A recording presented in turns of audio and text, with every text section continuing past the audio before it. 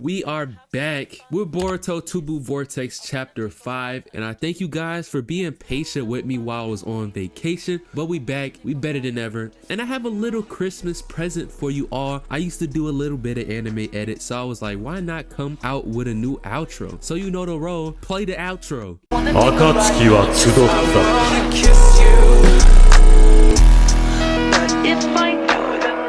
サソリ各万華鏡車輪眼 This world shall know pain. Shinobi pirates. The chapter starts off with Boruto practicing using his sword, with Sasuke watching over him. Sasuke then says, "Good, that's enough for now, time for a break." We then have a panel with Boruto and Sasuke sitting on some rocks, with Boruto asking Sasuke how is his Uchiha style. Finally, at last, I've been speculating what Sasuke actually taught Boruto within this first year of the time skip, and we finally get a reveal as to what that was. Sasuke said that he taught Boruto almost all the moves and methods that he knows, so right now it's safe to assume that everything Sasuke could do, Boruto could pretty much do as well, probably exempt from some certain abilities or things of that nature. Another thing to point out is that while Boruto and Sasuke are talking, you kind of get to see how the relationship really was, and you can kind of see how stern and blunt and serious Sasuke is, and how Boruto keeps on trying to joke with Sasuke, but at this moment right now, Sasuke is not playing games, so that might throw a little bit of people off on why Sasuke may be too strict on Boruto, but you have to remember at the end of the day, the roles got reversed, so that past relationship that Sasuke and Boruto had is not going to be the same one now. Now, if the roles weren't reversed and Sasuke has his full memory about Boruto, I'm pretty sure the relationship would be way better than what it is right now. But at the same time, Sasuke doesn't have that same memory of Boruto. So right now, it's simply, I'm believing in my daughter because she said something about you. So I'm going to teach you everything I know so that you can fulfill what she told me. We then have Boruto and Sasuke dashing throughout the forest, with Sasuke telling Boruto something is going on, something that only you and Sarada can deal with.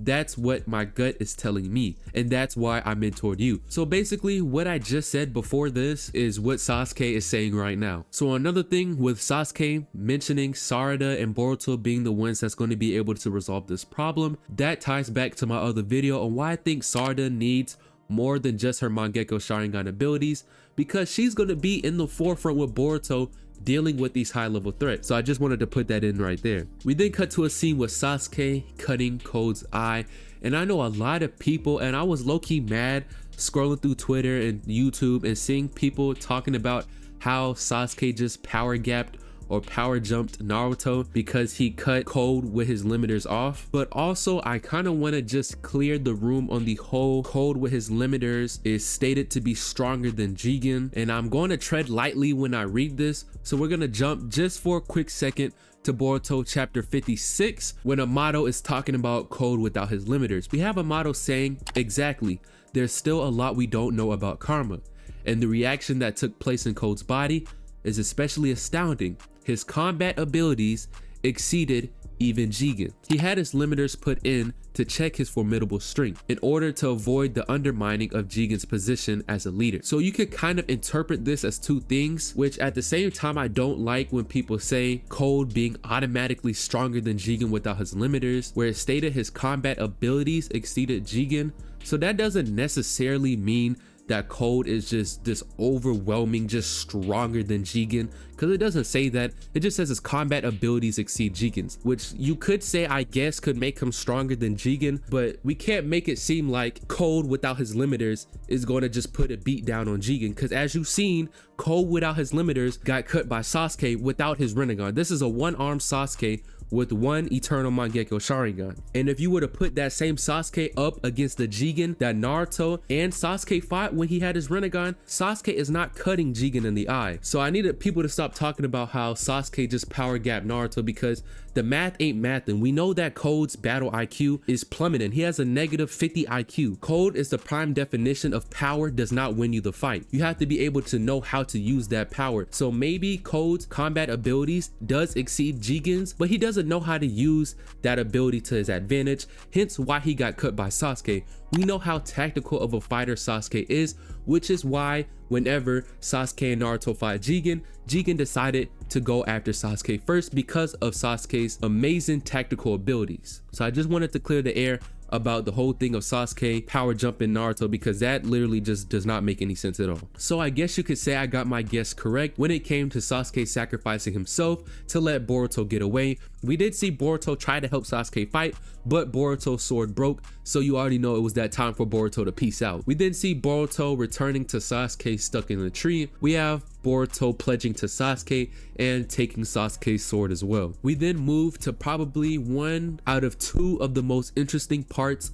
of this chapter as a whole, and it's the Shinju actually talking to each other. We get name reveals of the Shinju, and we kind of get where their mind space is and who they want to target and devour. We have Moegi's Shinju named Matsuri, and she wants to target Konohamaru. We saw Team 10 and Konohamaru stumble upon Moegi being stuck in a tree, so we have that confirmation that Matsuri is Moegi's Shinju. We have Sasuke's Shinju named Hidari, and he wants to target Sarada.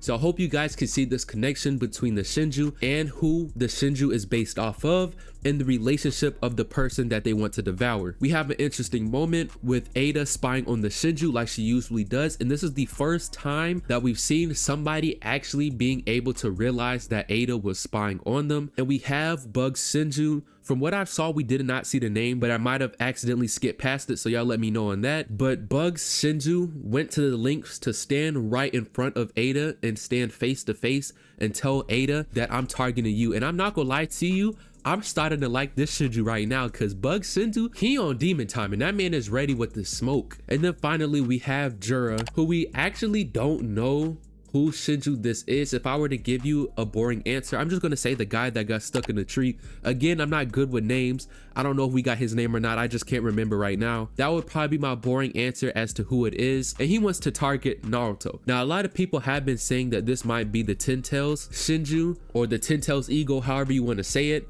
And this may be connected to Jigen some way, shape, or form, but at the same time, it just really doesn't add up. With the other three Shinju, the people that they want to target was always somebody that had some type of close relationship with the person that got stuck in the tree. But at the same time, Jura does seem like he knows more information than the other Shinju, so I could see this just being the Ten Tails Ego, but who knows at this point. I've seen some theories that it might be Kaki whenever Kaki got chokeslammed and some of the chakra maybe got drained, and that's why we see the similarities between, you know, Kaki putting his hands in his pockets and Jura putting his hands in his pockets. But I guess we're probably going to get that reveal somewhere down the line. But again, the boring answer, I'm just going to give you what we've seen. We saw the dude get stuck in a tree, and he's the only one, or the only Shinju that has not been accounted for. So we're just going to add them two together until we get further details later on down the line.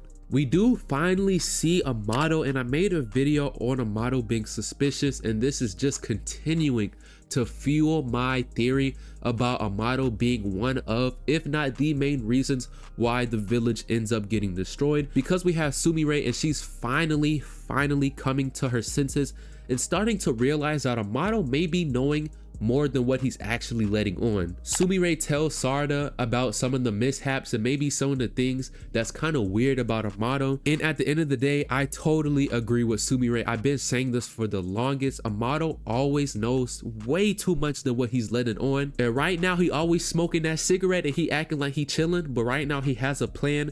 And right now it's probably folding out just as he planned it to be. We did get to see Shikamaru because him and Konohamaru heard over this conversation, but Shikamaru has not said anything about it yet. The chapter ends off with Boruto pulling back up to the Leaf Village, and him and Sarada have a beautiful moment at the end of the chapter. This chapter was straight fire. I know at the end of every chapter, I always say this was the best chapter, and I'm going to continue to do it.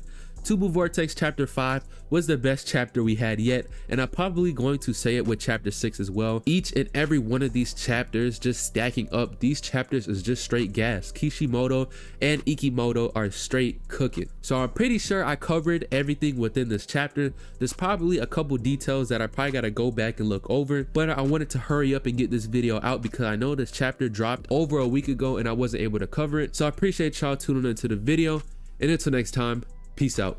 暁は集った。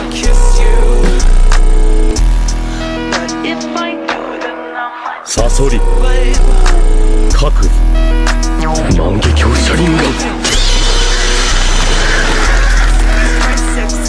This world shall know pain.